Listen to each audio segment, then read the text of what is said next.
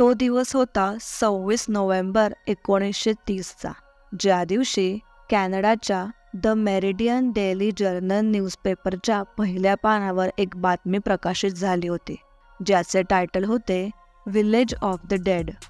कॅनडामध्ये सगळीकडे भीतीचे वातावरण निर्माण झाले होते, कारण हे उत्तर कॅनडातील एक गाव होते जे रात्रीतून गायब झाले होते.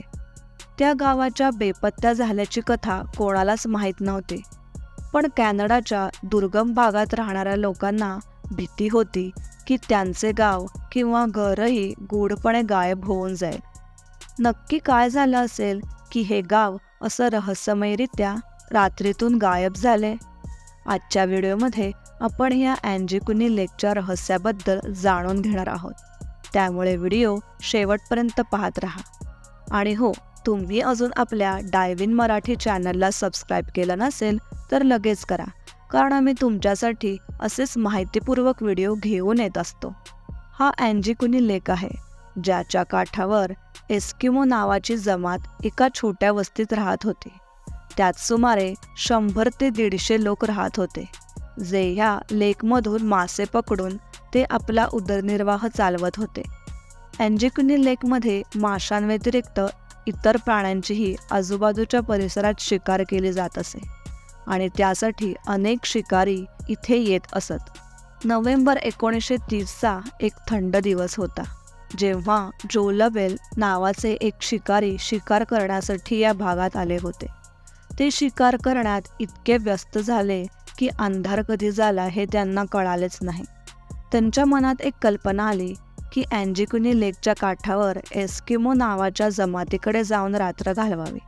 ही लोक बाहेरून येणाऱ्या लोकांना चांगल्या प्रकारे वागणूक देण्यासाठी प्रसिद्ध होते.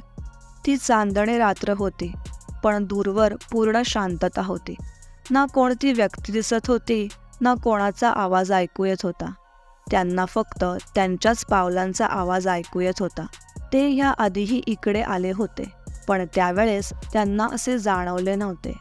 पूर्वी जेव्हा ते त्या वस्तीजवळ यायचे तेव्हा त्यांना इथे लोकांनी पाळलेल्या कुत्र्यांच्या भुंकण्याचा आवाज येत असे. पण आज वस्तीजवळ पोहोचले तेव्हा नुसती शांतता होती. त्यांना वाटले की कदाचित गावकरी झोपले असतील किंवा कुठेतरी गेले असतील. असा विचार करून रात्र काढण्यासाठी त्यांनी एका घरात प्रवेश केला, तर त्यांना घरातल्या सगळ्या वस्तू अगदी जागच्या जागी ठेवल्याचे पाहून आश्चर्य वाटले. स्वयंपाकघरात अर्धवट शिजवलेले अन्न होते आणि चूलही जळत होती. असे वाटत होते की अन्न नुकतेच तयार केले आहे, पण कोणीही माणूस तिथे नव्हता. हे पाहून त्यांना खूप आश्चर्य वाटले. ते लगेच तिथून निघून बाकीच्या घरांकडे जाऊ लागले, आणि बाकीच्या घरांकडे पाहिल्यावर ती घरेही त्याच अवस्थेत असल्याचे त्यांच्या लक्षात आले. जरी ते गाव सोडून गेले असते तरी त्यांनी आपले कपडे, अन्न आणि शस्त्रे सोबत घेतली असती, पण हे सगळे सामान घरांमध्येच होते.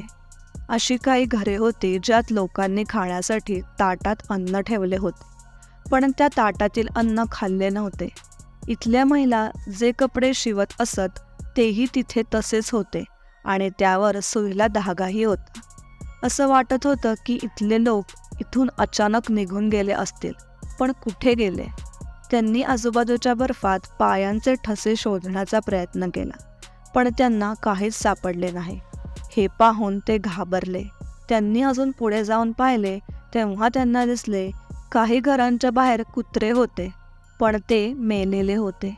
त्या कुत्र्यांसमोर खायलाही ठेवले होते, मात्र कुत्र्यांनी ते खाल्ले नव्हते आणि भुकेने मरण पावल्याचे दिसून आले. एका ठिकाणी त्यांना एक कबर खोदलेली दिसली. ही कबर पाहून असे वाटत होते की ती खोदून फारसा वेळ गेला नव्हता. हे पाहून जो लबेल यांची चिंता आणि भीती आणखीन वाढली, आणि रात्री एकट्याने हे सर्व दृश्य पाहून ते खूप घाबरले होते.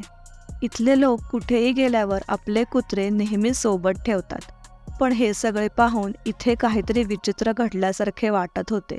अशी काही घटना घडली होती ज्यामुळे लोकांना अचानक कुठेतरी जावे लागले. इतके काहीतरी वाईट की त्यांनी आपल्या कुत्र्यांनाही इथेच सोडले. कपडे, अन्न आणि पेटलेली आगही विझवता आली नाही. त्यानंतर ताबडतोब ते उत्तर कॅनडाच्या टेलिग्राफ ऑफिसमध्ये गेले. तिथून त्यांनी रॉयल कॅनेडियन माउंटन पोलिसांशी संपर्क साधला. दुसऱ्या दिवशी पोलीस अधिकारी घटनास्थळी पोहोचले. वस्तीची अवस्था पाहून सर्व पोलीस अधिकारी आश्चर्यचकित झाले. टोळीवर हल्ला झाल्याचा त्यांना संशय होता. त्यामुळे टोळीतील सर्व सदस्य मारले गेले असतील. मात्र पोलिसांचा हा संशय त्यावेळी खोटा ठरला, कारण इथे जमिनीवर रक्ताचा थेंबही सापडला नाही आणि जो सोडून कोणाच्याच पायांचे ठसे तिथे दिसले नाहीत. लेकवरही बर्फ साचलेला असून या हंगामात मासेमारी होत नसल्याने रहिवाशांच्या बोटी जमिनीवरच उभ्या होत्या. यासाठी बोटी जमिनीवर ओढून उभ्या केल्या होत्या. त्यांना कोणी मारून लेकमध्ये फेकले असते तर लेकवरील बर्फाचा थर नक्कीच कुठेतरी तुटला असता किंवा त्यावर क्रॅक्स आले असते. पोलिसांना त्यांच्या तपासात आढळून आले की इथली लोक जो यांच्या येण्याच्या 7 ते 8 दिवस आधीच घर सोडून गेले होते, कारण घराबाहेर असलेले कुत्रे 1-2 दिवस उपाशी राहून मरू शकत नाहीत. आठवडाभरापासून कुत्रे भुकेले होते, पण कुत्र्यांसमोर खाणे ठेवले असताना देखील कुत्र्यांनी हे का खाल्ले नाही असा प्रश्न पडतो. घरांच्या आतील चुलीत जळणारे अन्न आणि लाकडातून येणारा धूर यावरून इथली लोक गडबडीत कुठेतरी निघून गेल्याचे संकेत देत होते.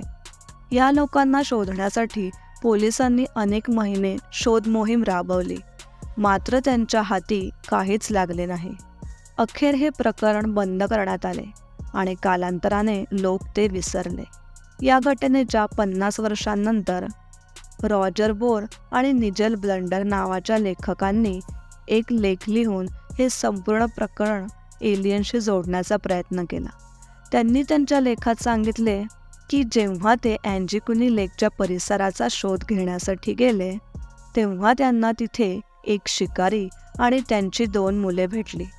त्यांनी सांगितले की अनेकदा त्यांनी लेकवर काही ऑब्जेक्ट्स उडताना पाहिले आहेत, ज्यांचा आकार वेगवेगळा होता आणि ते एस्किमो जमात राहत असलेल्या त्याच वस्तीकडे उडत होते. या कथेच्या आधारे असे सांगण्यात आले की कदाचित एलियन्स त्या रात्री आले होते आणि वस्तीत असलेल्या सगळ्या लोकांना घेऊन गेले. या 2 लेखकांकडे एलियन्सची उपस्थिती आणि त्यांच्या हल्ल्याचा कोणताही ठोस पुरावा नव्हता. म्हणूनच बहुतेक लोकांनी त्यावर विश्वास ठेवला नाही आणि ही थेअरी नाकारली.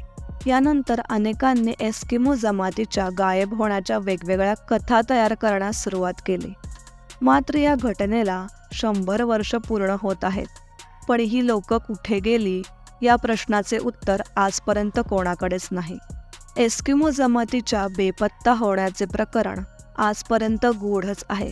मित्रांनो, तुम्हाला काय वाटतं, खरंच एलियन्स आले होते आणि यांना घेऊन गेले का?